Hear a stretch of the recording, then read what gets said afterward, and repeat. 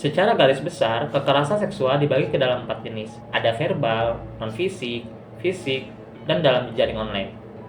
Dari 4 jenis ini, mari kita bahas dan bedah satu persatu. Pertama, verbal. Kekerasan seksual yang berbentuk verbal lebih sering disebut dengan pelecehan seksual. Ya, pelecehan seksual termasuk ke dalam jenis kekerasan seksual. Bentuk kekerasan seksual secara verbal bervariasi. Contohnya, memanggil, menyebut, membujuk, dan menatap seseorang dengan nuansa seksual. Perilaku-perilaku ini biasanya disebut dengan catcalling. Contoh umum yang mungkin terjadi di masyarakat bahkan pada pelajar-pelajar sekolahan adalah bercanda atau lelucon tentang seks ketika di tongkrongan. Jika dibiarkan, korban dari catcalling ini secara sadar ataupun tidak akan merasakan dampak ketidaknyamanan pada dirinya sendiri. 2.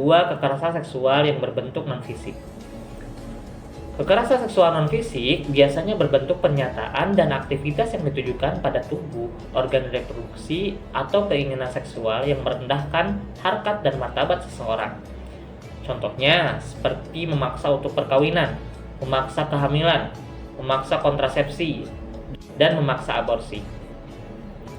Contoh lainnya, memperlihatkan alat kelamin pada seseorang tanpa persetujuannya, atau melihat aktivitas privasi di ruang pribadi seseorang tanpa persetujuannya. Itu semua adalah bentuk-bentuk dari kekerasan seksual non-fisik. Selanjutnya, kekerasan seksual berbentuk fisik.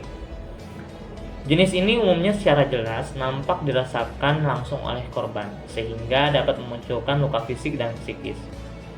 Contoh kekerasan seksual berbentuk fisik diantaranya pemerkosaan, menyentuh, mengusap, meraba, dan menggesekkan bagian tubuh pelaku terhadap korban.